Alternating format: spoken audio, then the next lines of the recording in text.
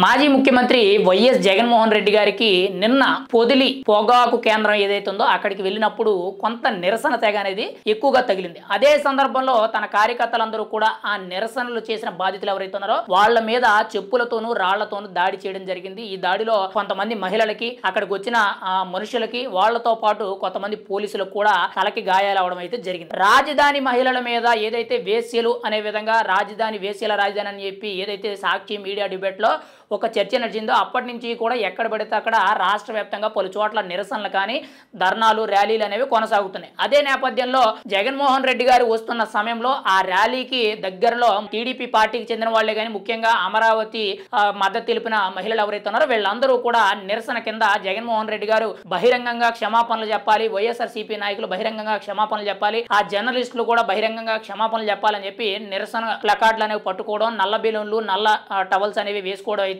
ఒక పక్క నుండి వాళ్ళు నిరసన తెలియజేయడం జరుగుతుంది. అదే సందర్భంలో జగన్మోహన్ రెడ్డి గారి కాన్వే అనేది అలా వెళ్తున్న సమయంలో కొంతమంది వైఎస్ఆర్సీపీ పార్టీలో ఉన్న ఆకతాయిలు ఎవరైతే ఉన్నారో వాళ్ళు చెప్పులు గిట్టడం జరిగింది. తర్వాత రాళ్ల దాడి చేయడం అయితే జరిగింది. వాళ్ళ చేసిన రాళ్ల దాడిలో కొంతమంది మహిళలకు కానీ, ముఖ్యంగా ఒక పోలీస్ కానిస్టేబుల్ కి, అక్కడ ఒక వ్యక్తికి, అంటే ఎవరైతే నిరసన తెలియజేస్తున్న వ్యక్తులు ఎవరైతే ఉన్నారో అందులో ఎవరైతే పురుషులు కానీ మహిళలు కానీ ఎవరైతే ఉన్నారో వాళ్ళకి కూడా గాయాలయ్యాయి అని మనం అయితే చెప్పుకోవచ్చు. ఏది ఏమైనా సరే జగన్మోహన్ రెడ్డి గారి పర్యటన అనేది కొంత ఉధృత పరిస్థితి అయితే తీసుకొస్తుంది. అటువంటి సందర్భంలో వీళ్ళు నిరసనలు చేయడంతో వాళ్ళ మీద కొంతమంది ఆకతాయిలు అయితే రాళ్ల దాడి చేయడం జరిగింది.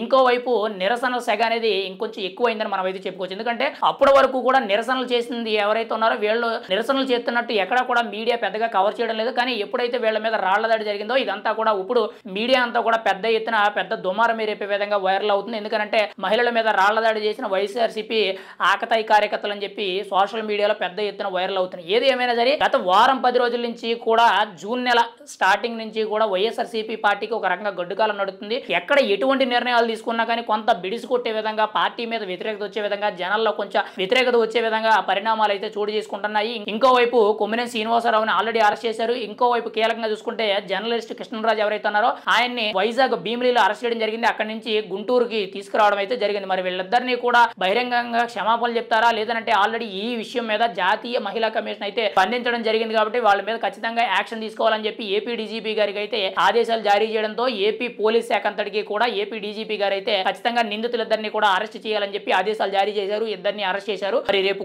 కోర్టులో ప్రొడ్యూస్ చేసిన తర్వాత ఎటువంటి పరిణామాలు చోటు చేసుకుంటాయి, ఈ నిరసనలు అనేవి రాష్ట్ర వ్యాప్తంగా జగన్మోహన్ రెడ్డి గారు ఎక్కడికి వెళ్ళినా కానీ ఇంకా కంటిన్యూ అవుతాయా లేదు అని అంటే ఎక్కడితో సద్దుమణుగుతాయి అనేది మనం అయితే చూడాలి. ఏది ఏమైనా సరే గత వారం రోజుల నుంచి కూడా మొన్న తెనాలి వెళ్ళినప్పుడు కూడా జగన్మోహన్ రెడ్డి గారికి నిరసనలు అనేవి ఎక్కువగా తగిలాయి. ఇప్పుడు కూడా చూసుకుంటే నిన్న పొదిలి పొగాకు కేంద్రంకి వెళ్ళినప్పుడు కూడా నిరసనలు అనేవి తగిలాయి. ఏది ఏమైనా సరే ఒక దురదృష్టకరమైన పరిస్థితి అయితే చోటు చేసుకుంది. రాళ్ల దాడి చేశారు అని చెప్పి మనం అయితే గట్టిగా చెప్పవచ్చు. ఇప్పుడు వైఎస్ఆర్సీపీ పార్టీ అయితే ఒక రకంగా గడ్డు కాలం నడుస్తుంది. మరి ముందు ముందు ఎటువంటి పరిణామాలు ఉంటాయనేది వైఎస్ఆర్సీపీ పార్టీ కానీ, జగన్మోహన్ రెడ్డి గారు కానీ వీటి నుండి ఏ విధంగా బయటపడతారు అనేది మనం అయితే ఎదురు చూడాలి.